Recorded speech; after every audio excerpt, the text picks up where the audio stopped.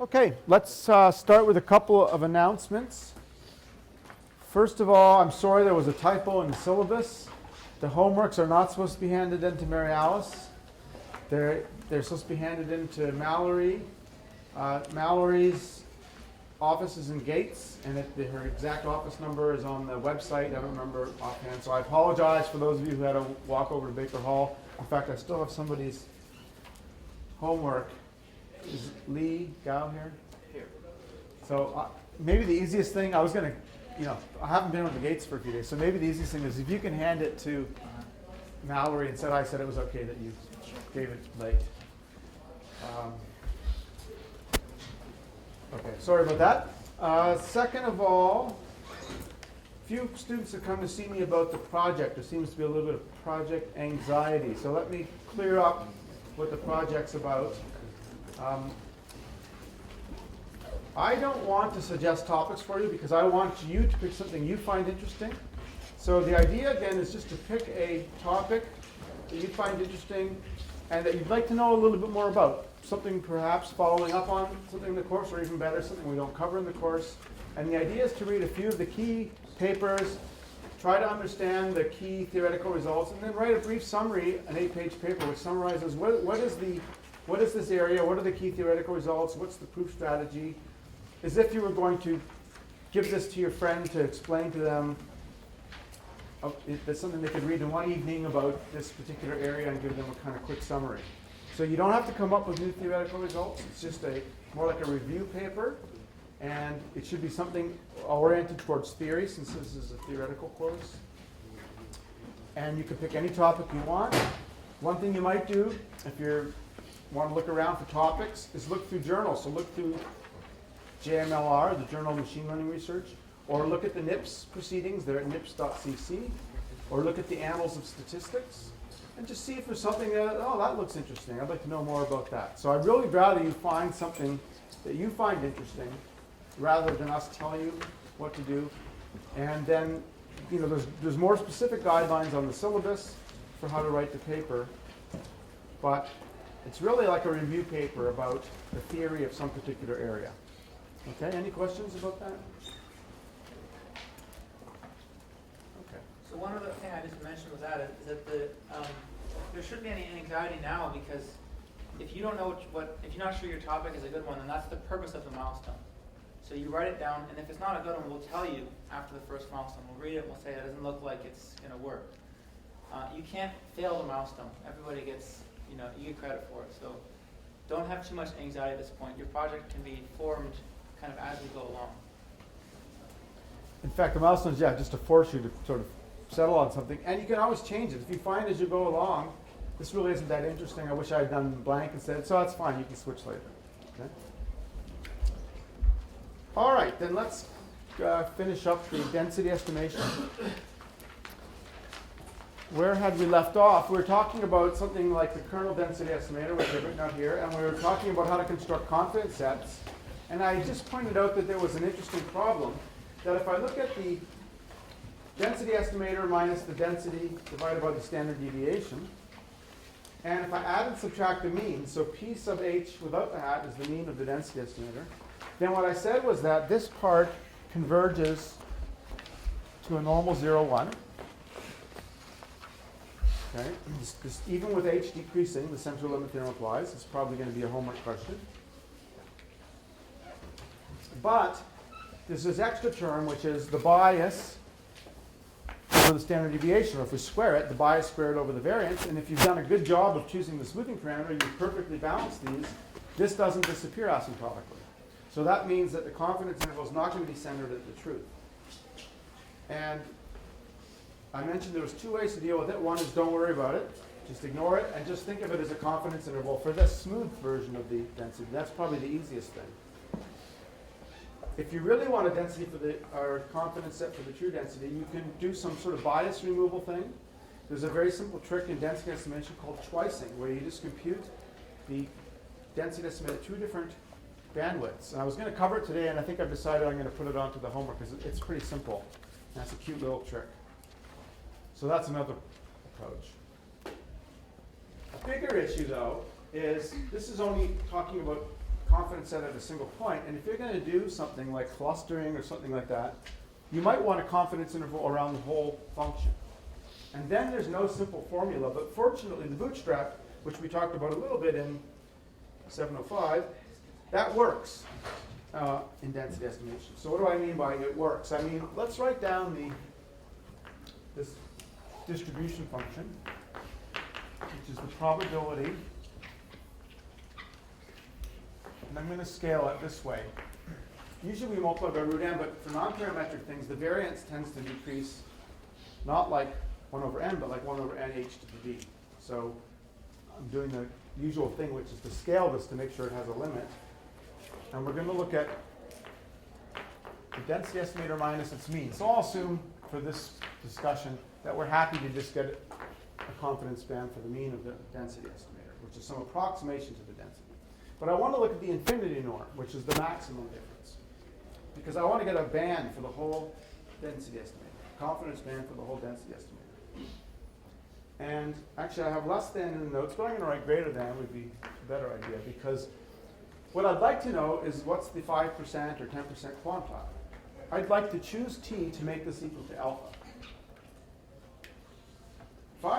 If I could find t, let's call it t sub alpha,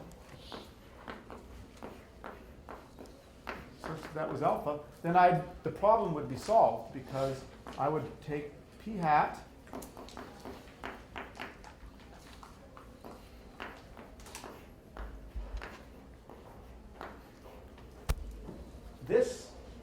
This is a upper and lower band now, right? It's the function plus something, the function minus something. This band will contain this with probability 1 minus alpha, if I knew this distribution. But as usual, the problem is I don't know the sampling distribution, but we can estimate it by bootstrapping. So let me remind you how that works. For the bootstrap, we estimate this distribution by computing this probability, the probability, and I'm going to put a star there. And then I replace this unknown function with the estimate, the original estimate. Actually, because I have the infinity norm, I should probably get rid of the x, because I mean the sup over all x's. So let's get rid of the x there. But this is conditional on the original data, where the p hat star is computed from a bootstrap sample.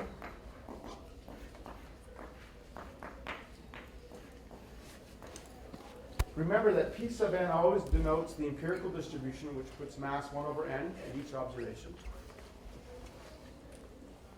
And this defines a computable quantity which approximates this. It can be shown, and this is non-trivial, but it can be shown that this is a consistent estimator of this. Now, this itself is not something we can easily write down, but we can simulate it. Because what this says is, draw n observations from the empirical, compute p hat star, and compute this deviation. And I want to know how often is that bigger than t, so I can just repeat that process, right? That's the usual bootstrap thing we did in 705. So we just, let me see if I have a brush. Here we go. So I just do this by Monte Carlo.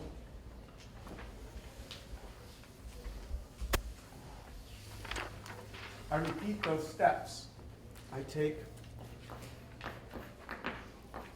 bootstrap sample, and from Pn, I compute this thing. Let's call that, let's give that a name. Okay, Ri. Where this is the density estimator computed from the bootstrap sample. And this is the original one. And I do this, maybe I'll call it Rj, and I do this many times. B times. And then my estimate is obtained by counting how often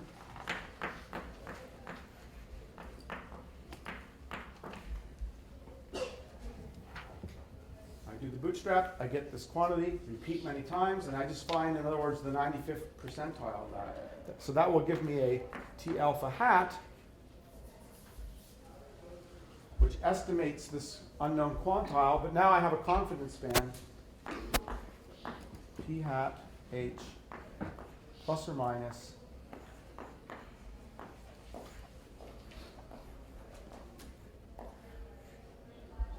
Is the algorithm clear? Any questions about the algorithm?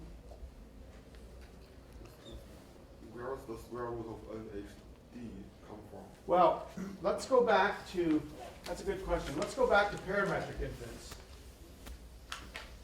When we were doing parametric inference, we never talked about the limiting distribution of theta hat minus theta. In fact, that converges to a point mass at 0.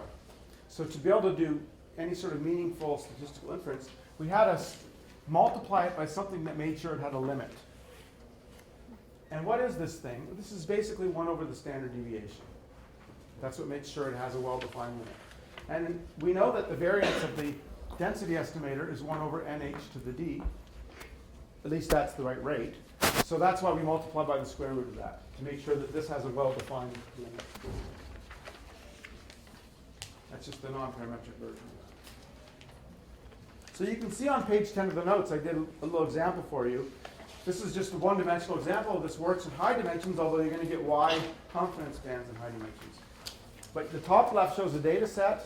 And then what I'm showing you is actually 3 different density estimators corresponding to 3 different bandwidths. And in each case, I've got a 95% confidence band using this method. So if I was trying to use this to do clustering, which we're going to talk about next week, we might want to know which clusters are real or significant. And you can see the bands might be useful here for determining that. Which bumps stick out, even taking into account the uncertainty about the density estimator. So that's really a really good example of how getting some measure of uncertainty with the bootstrap is really easy. But if you try to theoretically figure out what's this distribution, it can be done actually, but it's very complicated. The bootstrap's very simple. Okay, so that T hat alpha just a one number? Or It's a number. so if it's one number, then why the confidence band looks thinner or some bigger? Oh, why? So, interesting question.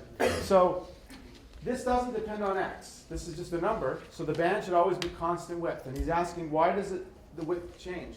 It doesn't. That's an optical illusion. Oh.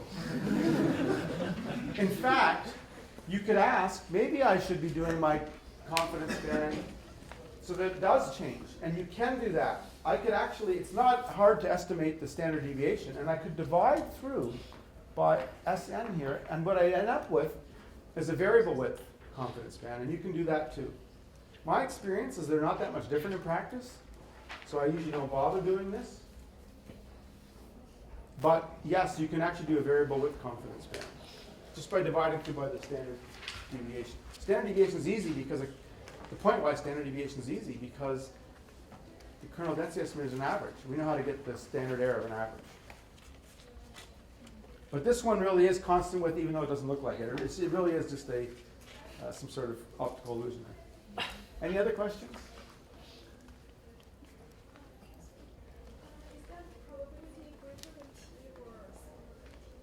It should, so in the notes I used less than t, but actually I did it greater than t on the board so that I could set this equal to alpha.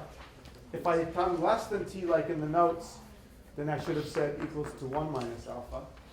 So you can use either one as long as you're just consistent about which side you do it on. It just seemed more natural to do the right-hand side. But yeah, that's a good point because it's deviating from what I have in the notes here. Any other questions? All right, well, there's one more thing missing. So we know what estimator D is. Now we'll use the kernel, typically. We know how to get some measure of uncertainty. But what I haven't told you yet is how to actually pick the bandwidth. We saw that theoretically, when we looked at the bias variance trade-off, there was an optimal bandwidth. But that was a useful theoretical insight. It didn't really give us a way to choose it in practice. So in practice, people typically use cross-validation. So let's talk about what that means in the context of unsupervised learning. And let's see when it works and when it can go wrong. So in supervised learning, you know, cross-validation is typically like leaving something out and then predicting it, but we're not predicting anything here. So how are we going to do cross-validation? Well, what we do is we look at the loss function. So I'll continue to assume we're using L2 squared loss. And we ask ourselves, look, what I'd really like to do is to choose the bandwidth to make this small. If I could make the loss small, we'd be in pretty good shape. So maybe I should think about estimating the loss function. Well, let's expand it.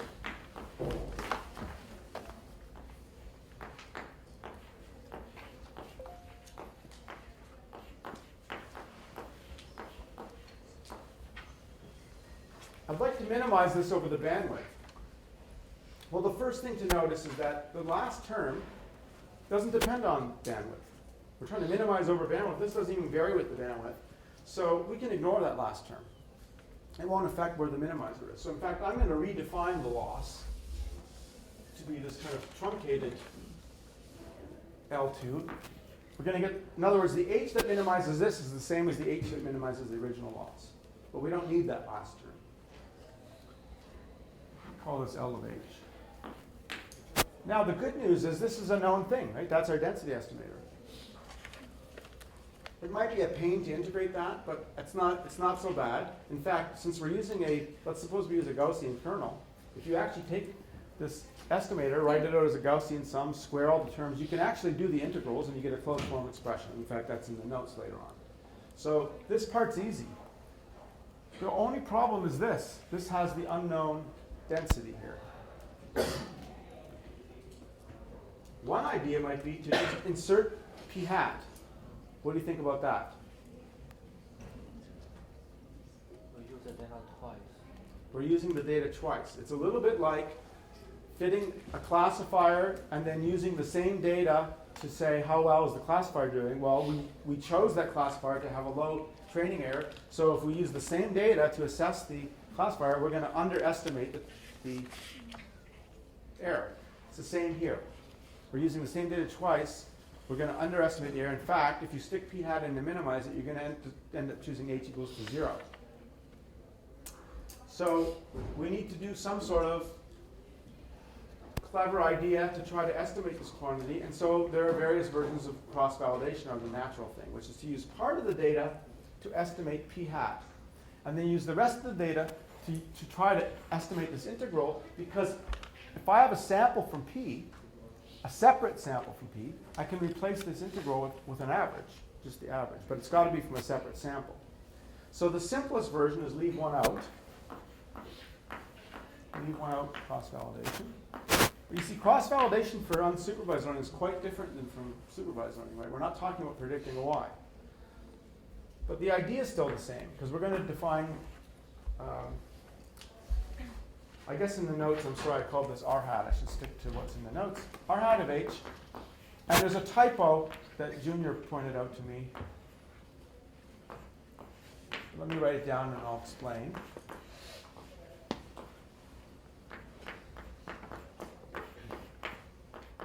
So the typo is this, in equation 16, I put in -1 here, which is not necessary. You can just put in the p hat here. It turns out you could also put in the leave one out version, but it's not necessary in the first term. The first term is not the problem. So you should change equation 16 and just put p hat squared.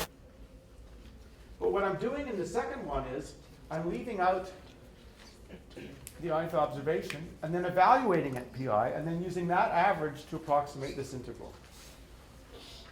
I'm just using the idea that the integral of a function is approximately equal to its average, as long as I'm not double using the data. And the way I'm making sure I do that is when I compute p hat at the ith data point, I leave it out. So this is computed with the ith one left out, but evaluated at pi.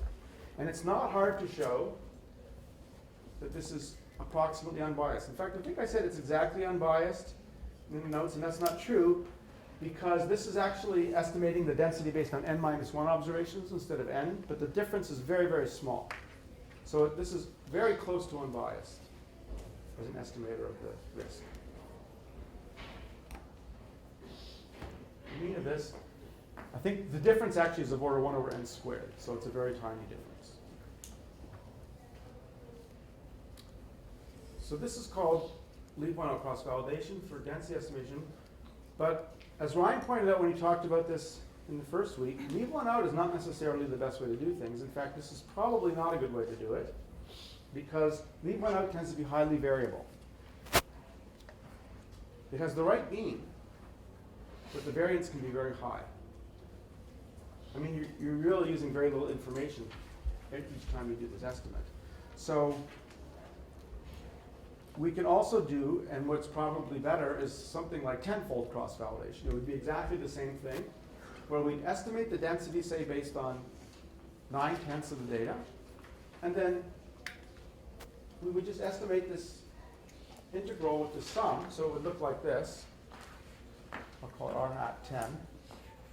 Each fold, we do this 10 times, of course. So this is just one of them. But this would now be the sum over the held out data. Held out. And then we're just approximating, again, this integral of sum. This wouldn't be n, actually. This would be the number of observations in that held out thing. And then we could repeat this and average it if we want. This is the usual tenfold cross-validation. So we estimate the density here, and then we use the held out data to estimate this integral. And then you can repeat that. That's going to have much smaller variance because we're using a big chunk of the data every time to estimate this loss function.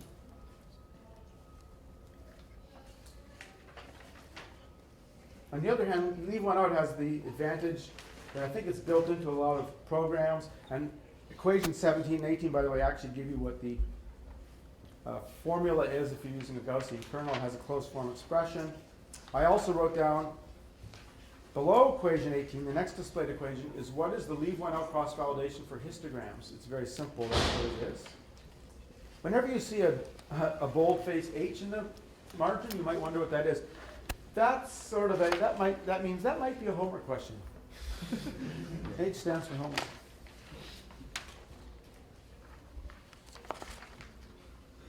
So now we have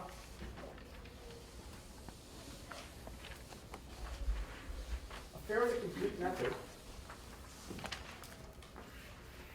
For every H, or really for some grid of H's, we'll compute the density estimator and estimate the loss using some form of cross-validation, and we'll have hopefully some curve that looks like this. We'll pick an H to minimize it. If the curve is kind of flat, you can use the trick Ryan showed you, the one standard deviation rule, to be a little bit more cautious. And now you have the bandwidth, and you just compute the density estimator.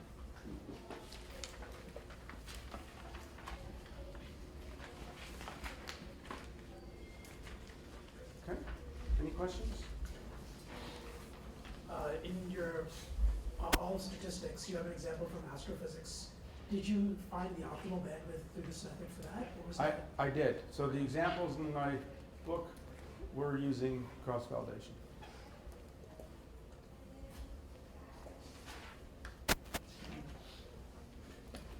The second formula, is this for every possible holdout set, or is something over every possible holdout set, or is it just for one holdout set? This was for, let's say, the J holdout set. I should have put that So there. that J is supposed to be a different index from the X. That X is indexed by I. And the J. Yeah, you're right. So there should be a J here, and so on. And held out set J. Thanks. When you say if this curve is very flat, and you can motion towards which way is more conservative? Larger H's in this case are more conservative. Yeah.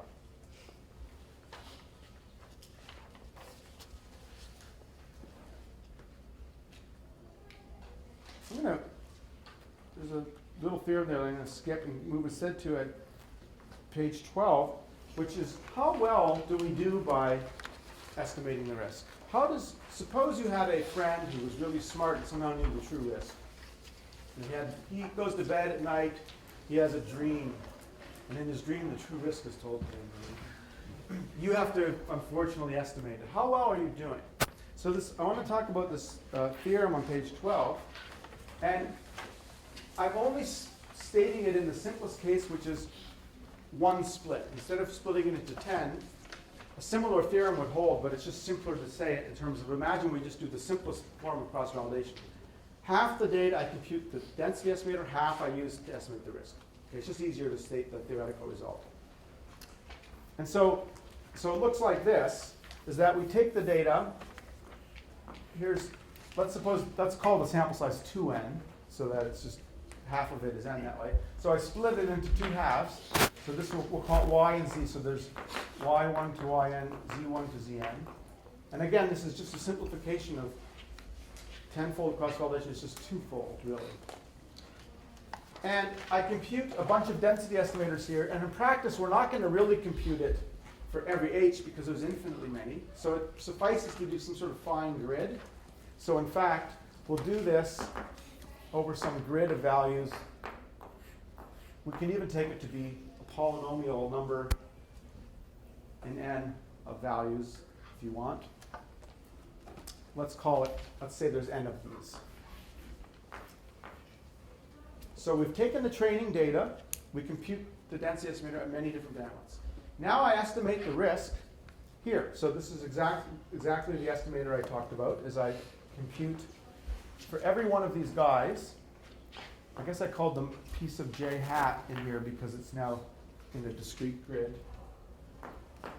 But I compute the risk, again, using the second half, the training data.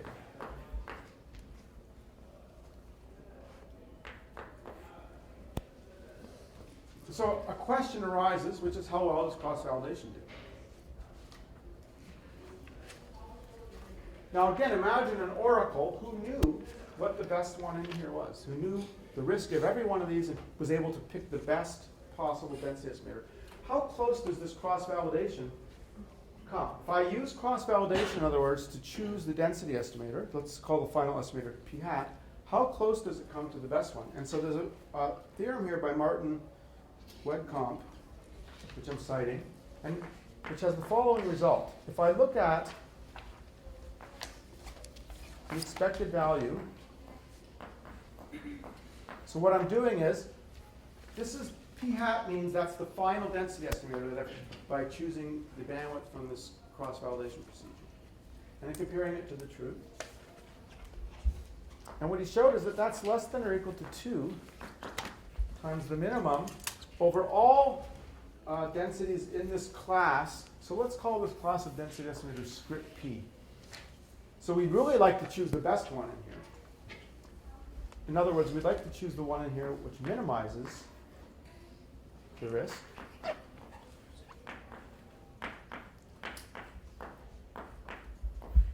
And what he proves is the following result. So let's take a look at this. This is, in some sense, the best you can do. So think of that as decreasing at the optimal rate of convergence. We saw that was like 1 over n to some power, right, the other day. So you can picture this is going to 0 at like 1 over n to that 4 over 4 plus d or whatever. There's a price we're paying here, 2. It's a little bit bigger. In fact, this can be improved upon a bit. 2 isn't the optimal constant. But it doesn't really matter because this is going to 0. The cost of doing cross-validation is this. And it's very small. It's log in the number of things here. Think of this as basically, if I take the size of this, it suffices, it turns out to take it again to be polynomial in the sample size. So this is going to be like log n over n. Well, log n over n is a fast rate, right? That's going to 0 much faster than what the optimal density estimation rate is. So this is a really interesting result because it says you do pretty much close to optimal by doing cross-validation. It's almost as if you knew the true risk. Proving this takes some techniques that use concentration of measure, which we'll talk about later in the course. We're going to have a few days on concentration of measure, and we may or may not do this theorem, I don't know. But it relies very heavily on these concentration of measure results. So sometimes people ask me, what is concentration of measure used for? Well, here's an example. If you really want to show that cross-validation is doing something good, to prove that formally requires techniques from concentration and measurement. So that's a very, very, interesting theorem. Two questions. How large is the size of that set? Yeah, And it's discrete. There's It's set discrete.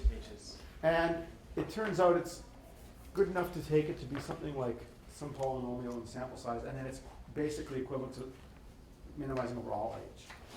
And when you say there are a grid of h's, what does that mean? I literally mean that I've taken a discrete set of h, Okay. and that's what I was talking about, yeah. Okay. So I'm really taking h1, h2, up to h capital N, which is how you actually might implement this, because you're never going to, you have to pick a finite set.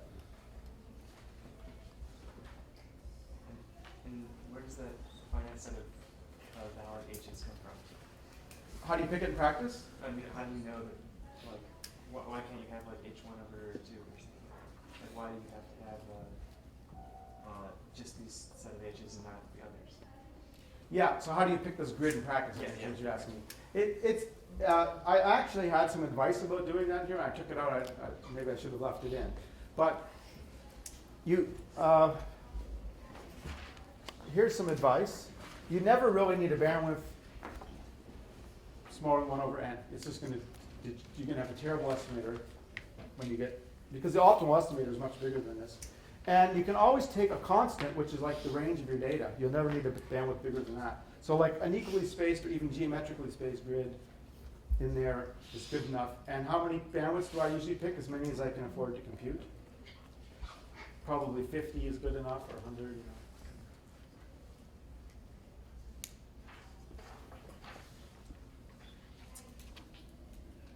Any other questions? Is there any way to working out infinite size of h? Yes. So you can use, I think I even might have something on this with Alexander and all on the paper where we did over infinite h's. You use another technique from concentration measurement, which is called Talleyrand's inequality, which is a way of controlling infinitely many things. You get basically the same result. So it doesn't really buy you anything to do that. Maybe it's a little bit more satisfying theoretically, though.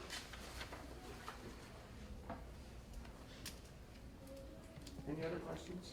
What is What is? P? Or Well, it's the minimum over all the possible density estimators. So in other words, this is the best one. This is showing you the best possible risk. So the takeaway message is that there's a formal proof that cross-validation actually is effective, and it's important that this is an n. If this was much slower than this rate, then that's useless. It would say you're harming yourself more by doing cross-validation than the risk you're trying to even attain. So the fact that this goes to 0 so quickly is what makes this useful. There's a similar result for regression due to, it's in what I call the Hungarian book. I can't remember the name, and it's by a bunch of Hungarian guys. Gyorfi, and a bunch of other guys.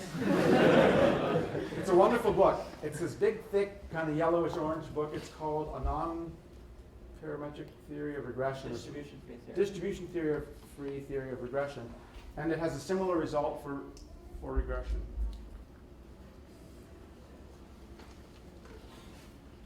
All right, good. So having said that, there are important cases where cross-validation can fail terribly.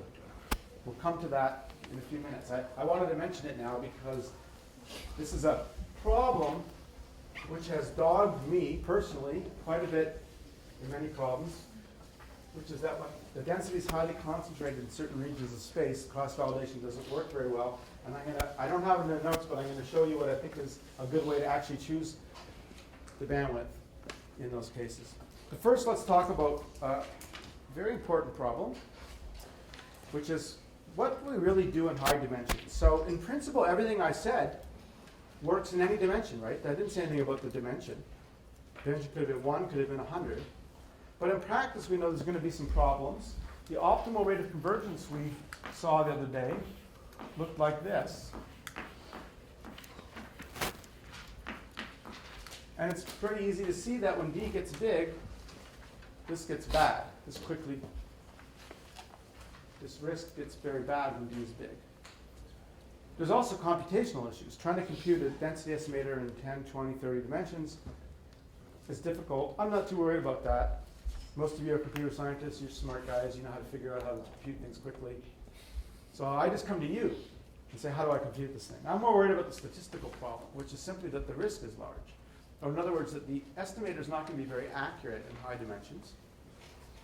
So I'm not going to spend a lot of time on this, but I'll just say quickly 3 ways people, I think, deal with this in practice. Okay? One of them is to say, look, we don't really need to estimate the true density. If we're doing things like clustering and things like that, what matters really is the shape of the density. And as we saw, if I look at P sub h, the mean of the density estimator, it has basically the same shape as the density. It's a little bit biased, but it captures the main features. Even if you keep h fixed, even if you don't let h go to 0, you get a slightly biased density estimator. So one idea is to don't let h go to 0 in high dimensions. Think of h as a fixed small constant, and then this rate becomes 1 over root n.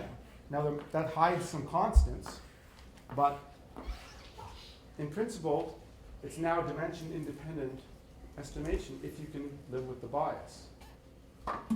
And when we talk about clustering, I'll argue that you can live with the bias. That for deciding that there's 2 clusters here, it doesn't matter whether the density is slightly biased.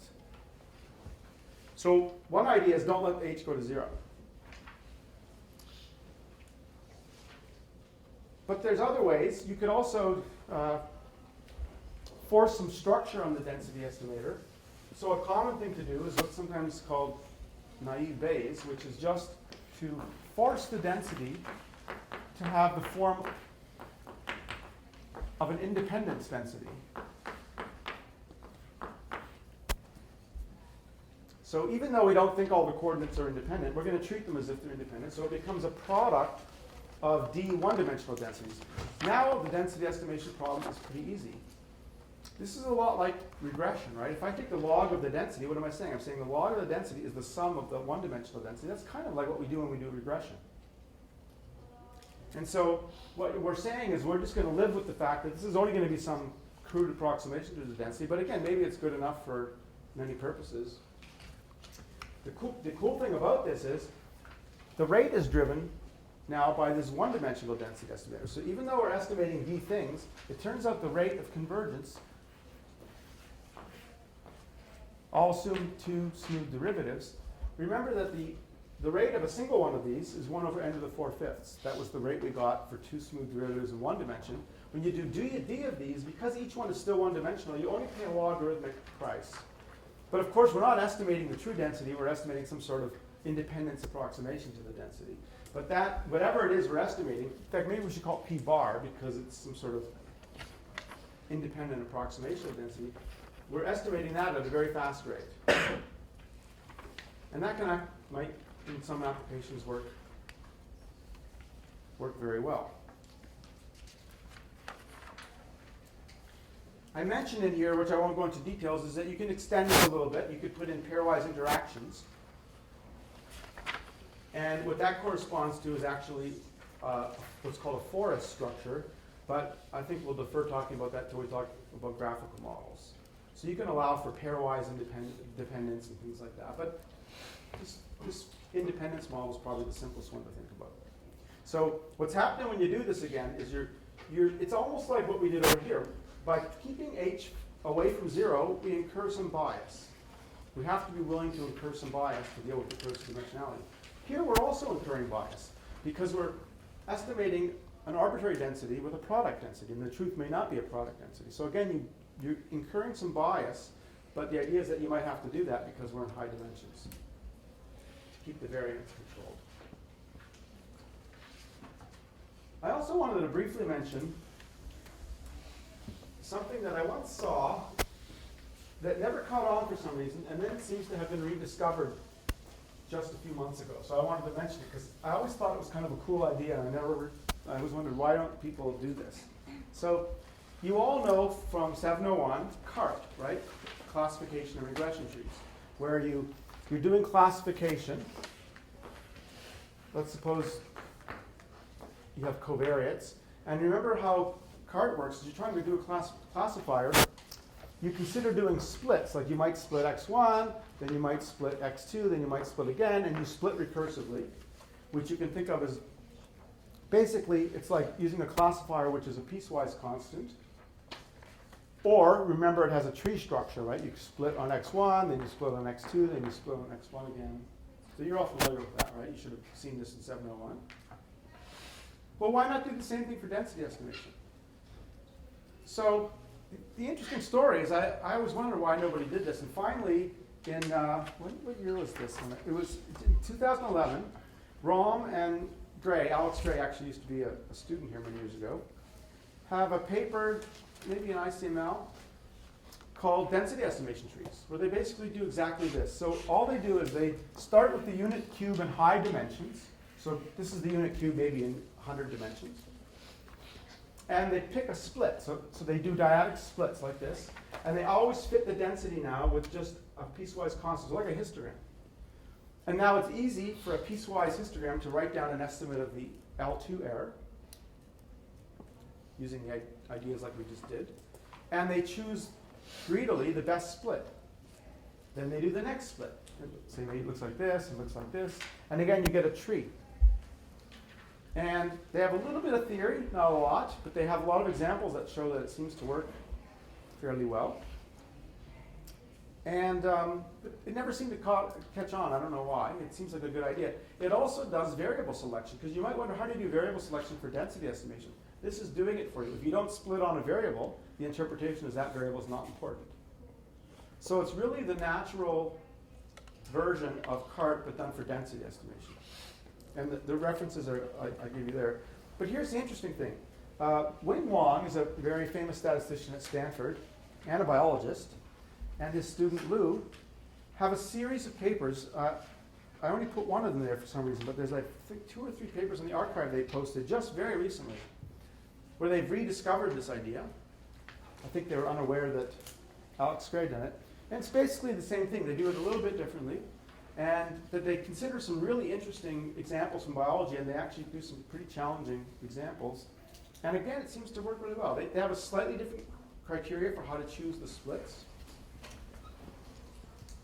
But essentially, it's exactly the same thing. And they have a little bit of theory, but it's hard to prove statistical theory for greedy methods. It's not impossible, but it's typically much harder than for other things. And so there isn't a lot of theory. They have one paper, I think they have 3 papers. One of them does do the theory, but it kind of ignores the greedy part of it. It assumes you can search through all possible paths down the tree, which would be NP hard, so you can't really do that. So in practice, for the algorithm, they don't do that, but for the theory, they assume you can do that. So anyway, I wanted to mention that because I think this is a really promising way to do density estimation. And they use it, by the way, for visualization and for clustering and so on. So it seems very promising and has not gotten much attention. If somebody wrote a package in R to do this, it would be great. And if somebody proved a few more theorems about it to say it was really misleading, that would also be great, just to whet your appetites a bit. Okay.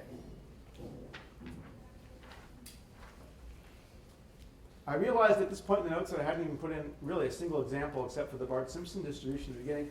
So I just wanted to throw in another example. I had to stick to low dimensions because it's all I know how to draw. So this is just a funny kind of a distribution. It's a ring distribution. A ring distribution is a good example because it's something that clearly is very non-normal. We need to do something non-parametric. The top right shows the leave one out cross-validation. So I did use leave one out just because it was built into the software, and I plotted it. Luckily, I got a nice, sharp minimum. Okay, and I just wanted to show you 2 kernel estimators. One is based on the cross-validated bandwidth, and so what I'm just showing you is I converted it into kind of an image plot there. So the darker is higher density. And then the second one is I just made the bandwidth bigger. And this actually illustrates an interesting problem, which is the one on the left, which I got from cross-validation, is pretty bumpy. And some people don't like that. Some people say cross-validation tends to under-smooth and tends to choose things that are too bumpy. So they tend to want to make a bigger bandwidth. Is that an aesthetic thing or a theoretical observation? It's hard to say, but it is a fact that you tend to get these kind of bumpy sorts of things. But it does raise the question of whether cross-validation maybe isn't the right way to choose bandwidths. And as I said earlier, I'm going to tell you another way to choose it when we talk about something called persistence. But that's what you get from cross-validation, and whether you should be worried about the extra bumpiness or not may or may not be a concern, depending on what you're going to use it for. If you're going to be looking for clusters, maybe you should be worrying about. You don't want to find all kinds of extra little clusters, so you might want to use something else that we'll talk about in a little while. What was the true distribution? It's a Circular circle band? plus a little bit of Gaussian noise. So I drew a point on the circle and added a little bit of Gaussian noise. So it's a line, circle, and then Gaussian on top of that? Or like a Gaussian noise Yeah. distance? Okay. Yeah, just added bivariate Gaussian.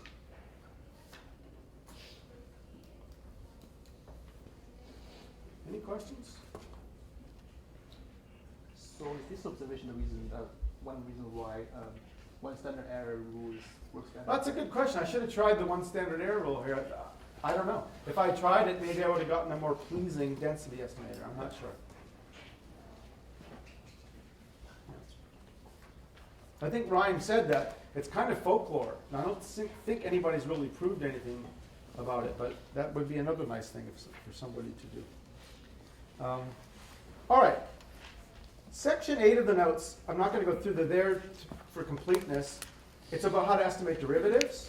I'm assuming that's not probably a common problem, although it does come up sometimes. But I just want to tell you one thing. So the quick answer is if you want to estimate the derivative of a density, you take the easy way to do it is take the derivative of the kernel estimator. Okay? And if you want the second derivative, you do that. And everything works out. But you should be aware, there's a little table there on page 16 in the middle. I have a little table. What that table is showing you is what is the rate of convergence. Let's assume two smooth derivatives. What is the rate of convergence for estimating the derivative of a density? Or in general, the Rth derivative. And it's actually, what I put here, yes, here it is, 4.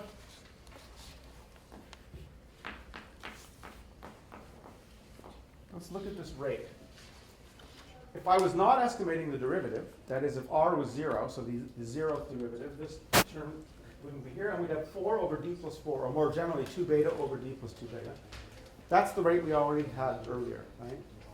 What happens when you estimate derivatives is it gets worse with each derivative. So to estimate the first derivative, now we add a 2 here. To estimate the second derivative, this becomes 4. So what's showing you is that, and this shouldn't be surprising, it's harder and harder to estimate higher order derivatives. That's not surprising, right? Because a derivative is a much more delicate feature of the function than the function itself. We're taking differences in the function on small regions. So the take-home message is derivatives are harder to estimate than the function itself. There's a bunch of complicated looking formulas here, and in particular, one nice thing though is that you still can do cross-validation. If you need to do this, you can write down a cross-validation formula. It takes some clever thinking how to do that, because if I expand this, like we did in the, let's say the first derivative, if I expand this the way we did before, you won't end up with a simple expression. You're going to end up with derivatives of densities. You don't end up with an integral with respect to p, which is what you need to be able to do cross-validation. But the trick is to do a bunch of integration by parts.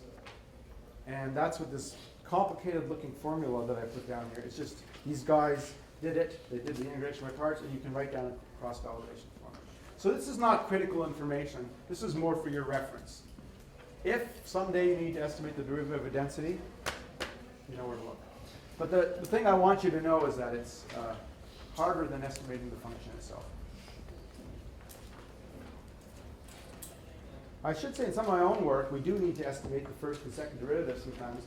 And if you have a lot of data, it's certainly possible. You can get decent estimates. But you do need quite a bit of data for it to work.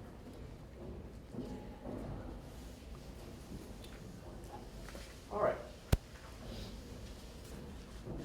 Now, this next topic I've never put into the course before, but I like this, so decided I'm going to cover this here. I'm calling it unsupervised prediction. It's a good trick to know.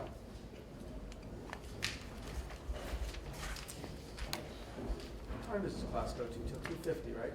Yeah. All right, so you're all used to supervised prediction, where you have x's and y's.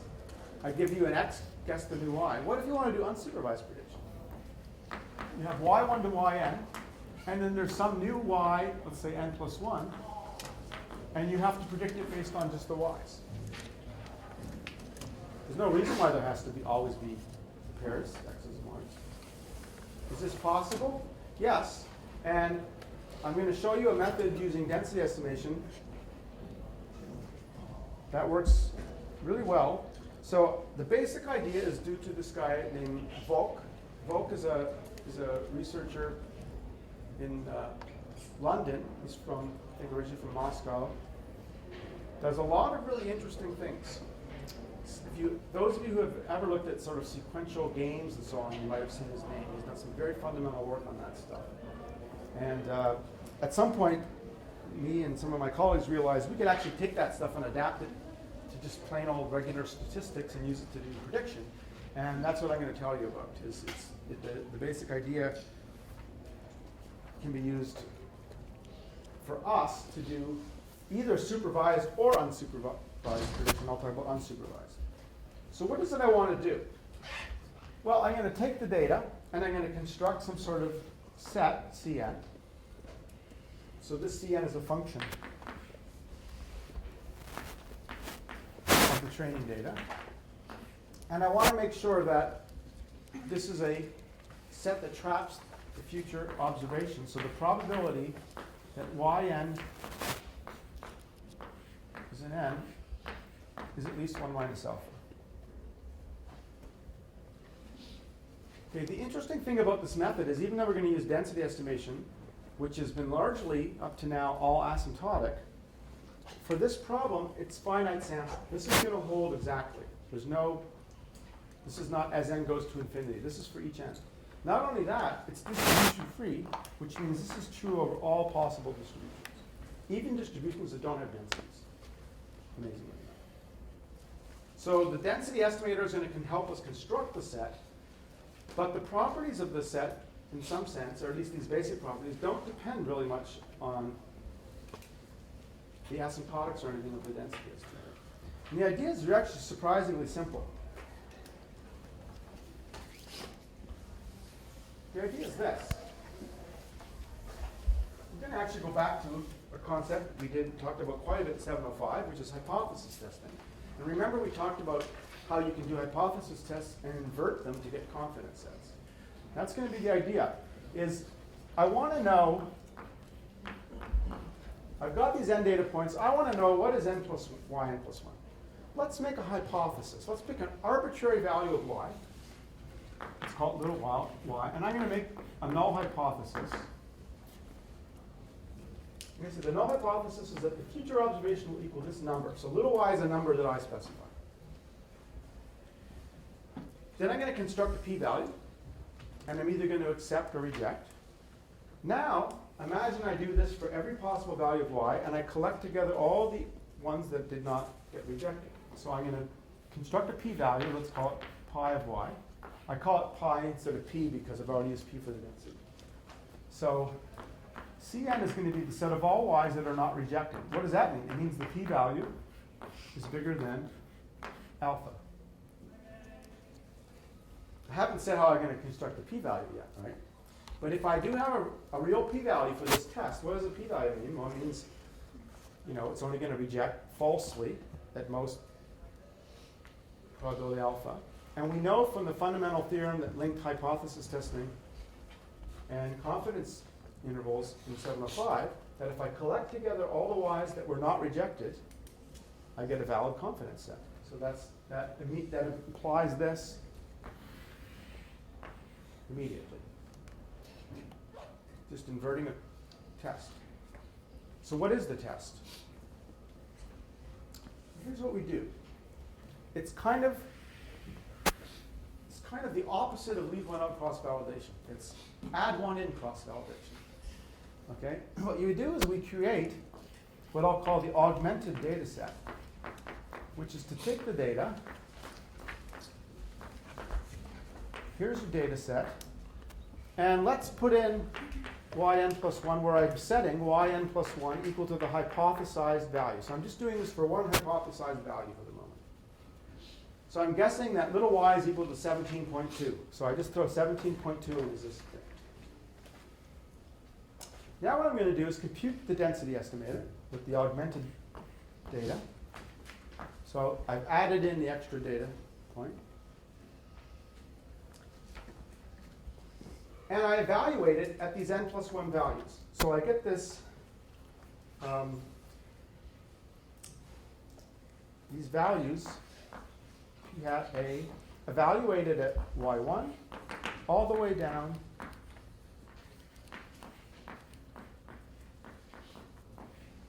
remember, this is equal to little y.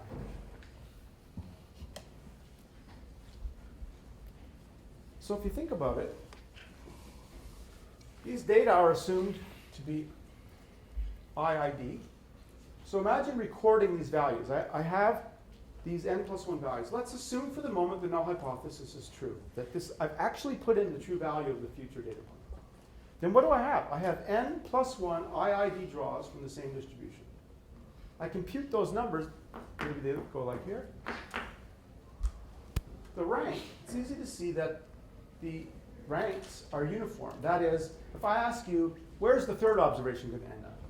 Well, it has an equal chance of being anywhere, right? Because they're IID. There's no reason why the third one is going to be bigger than the fifth observation. These are IID data. Compute a number on all of them. Rank them. Every rank is equally likely because of the IID. In particular, let's look at this last guy. It's just as likely to be, I'm going to put a lot of these here. Let's say it's here. It came out the third, but it had an equal chance of being the second, the first, the fifth, the 17th, right? And in particular, if I count the number that are less than or equal to this, that's basically summing up over a uniform. This is a uniform distribution, except for the discreteness. It's uniform. It's uniform over 1 over n plus 1, 2 over n plus 1, which is essentially like a uniform 0, 1 distribution. What I'm trying to say is if I define the p-value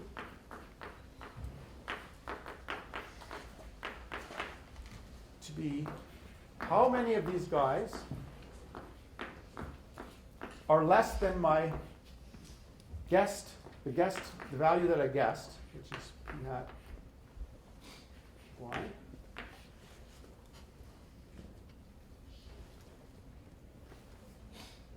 This is uniform. That is, the number of observations to the left could be 1 over n, 2 over n, 3 over n, 4 over n with equal probability. The discreteness turns out not to matter too much. So instead of thinking of it as discrete, just think of it as a uniform 0, 1 random variable. In other words, it's a valid p-value. That was the defining property of a p-value, was that under the null hypothesis it has a uniform 0, 1 distribution, right?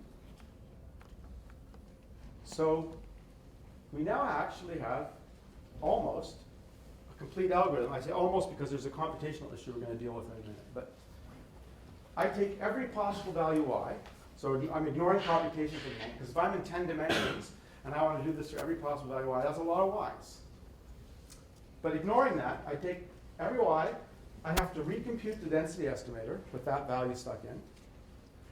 I take the values of the density. I find how many are less than my guess. That's a p-value. That's either bigger than 5% or less than 5%.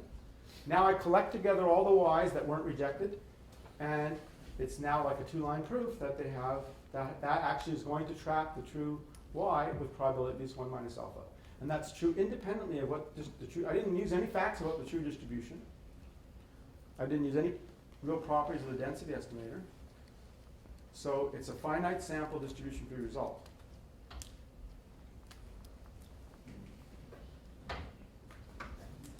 But the other nice thing is, we could not really compute it the way I just said, right? We would, and even trying to brute force this, I could take a grid of y values and repeat this.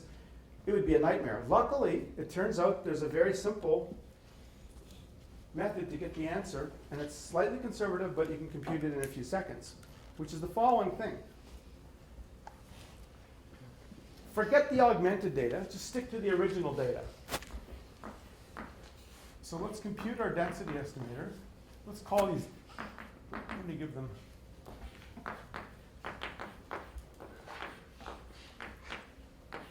So the augmentation trick is important conceptually because it's how we derive the procedure. But we're not actually going to do it. We're just going to take the observed data and compute the density at those points. Then I'm going to order them.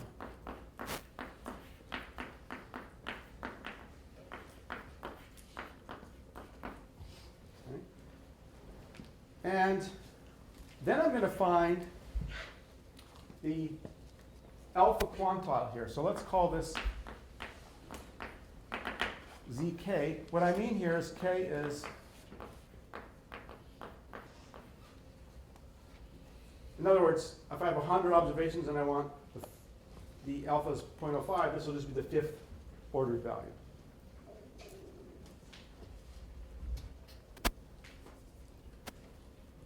All right, and then I do an interesting thing, is I take the density estimator, and I'm going to cut across at a particular number, namely zk, this number, minus k of 0 over nh to the d. So I find the 5th percentile of the actual density values. I subtract off a little bit. So maybe like this. And now I just find all these points above that.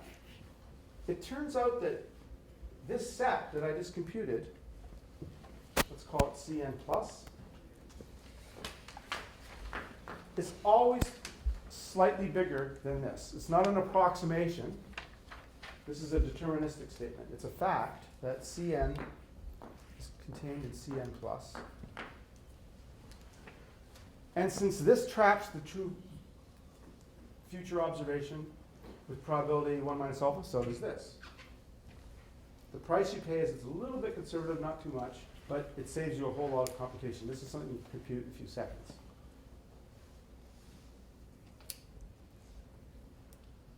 Why is that true? I'm not going to go, the proof is actually not so difficult, but I'm not going to go through it, why the approximation or the enlargement works. But the point is that it's feasible. So that's the whole procedure. I wanted to show it to you because so much of what we do in a lot of these courses is large sample theory and approximations and so on. But it's good to keep in mind that sometimes there are actually finite sample results. This is finite sample. It's implementable. And again, it's distribution free. This is true for all distributions. So that's a kind of a thing that not many people know about, but it's kind of useful. Did you have to assume that there are a finite number of little y's? No, we're doing this over all y's. All y's, let's suppose we're in RD. This is over all y's in RD.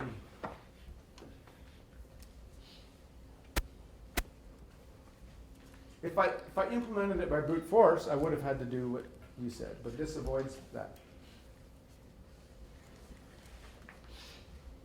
What is K0? K0? Oh, K0 is the kernel evaluated at 0.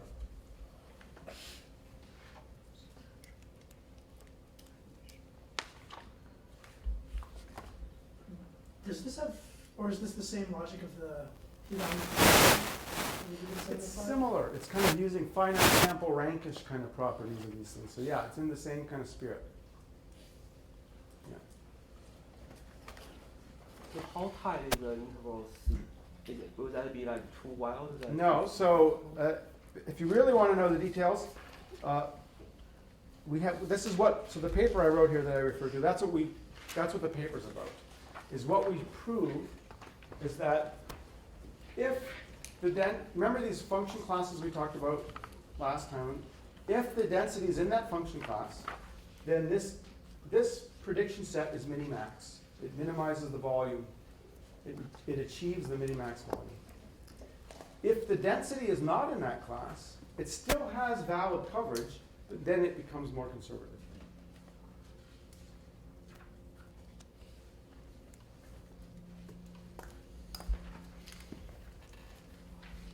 Why do you have a correction in the term for t? In the expression for t, why do you have a small correction? Well, I'm kind of skipping that. You know, this whole procedure was based on this trick of augmenting and redoing the estimator every time. Somehow I've skipped that. And you can think of that as the price you have to pay for skipping that to ensure that I'm still trapping this interval. But it really just comes out from the math that when you write down when you cut across and say, what can I do to make sure that if I had done this procedure, I trapped it, it turns out you need to drop it that much to make sure. Why here we use one-side p-value instead of two-side? This is only a one-sided thing. You don't need two-sided, and it's because it's to get the optimality property that we want to keep high-density things. That gives us smaller regions.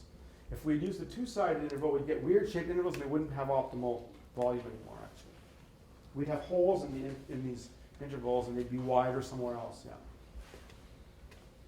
Ryan, did you? I was just going to point out that basically the same thing. I mean, to point out the direction of that sign may be helpful to understand, right?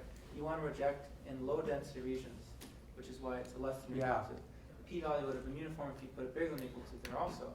So wouldn't have been. That's true. We'd still get a valid region, but we get a weird region. It would be a low-density region, and the only way to get the proper coverage in a low-density would be to have huge sets. So it really is one-sided, and you want to keep the high-density points. Okay, so that's kind of an unusual use of density estimation that doesn't come up that often, but I wanted to mention it. Kind of one of my personal favorites. All right. Section 10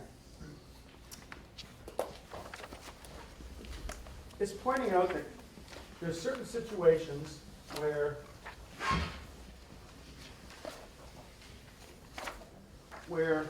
cross-validation fails. And that's not surprising. Every method can fail under certain conditions. But let me just give you, here's a simple example that you can try at home.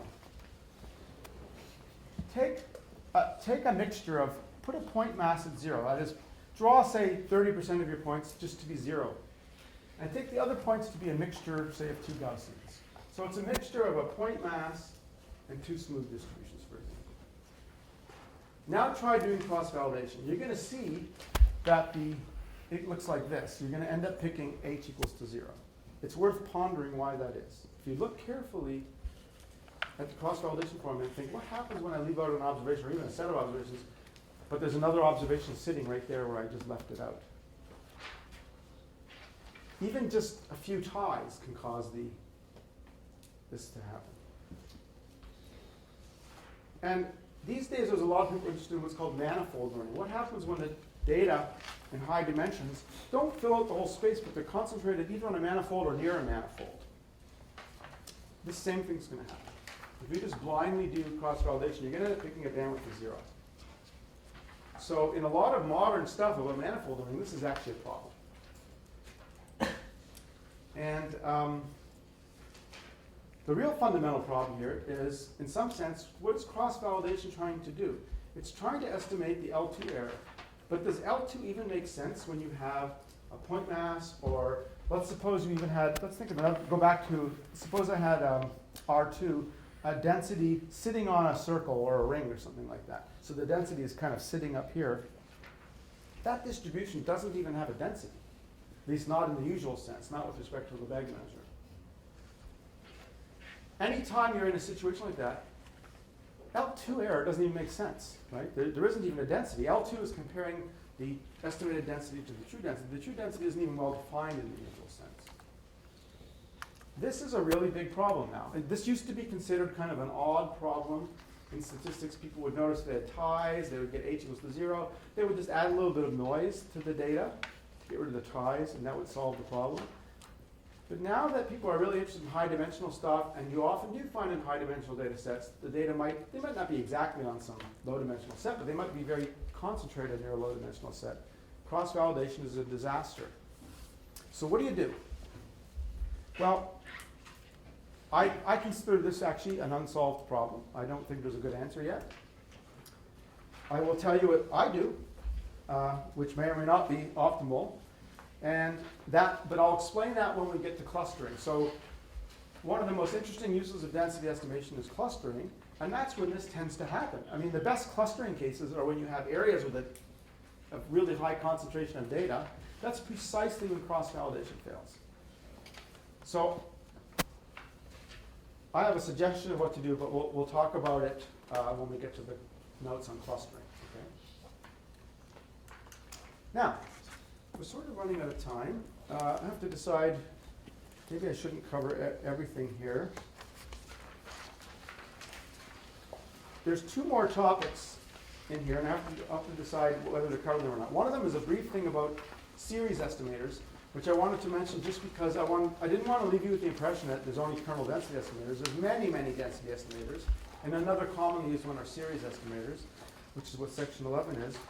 Section 12 is called Mixtures, the Twilight Zone of Statistics. And what that's about is the fact that in machine learning, mixture models are very popular, and for good reason. They're no doubt they're useful for many things.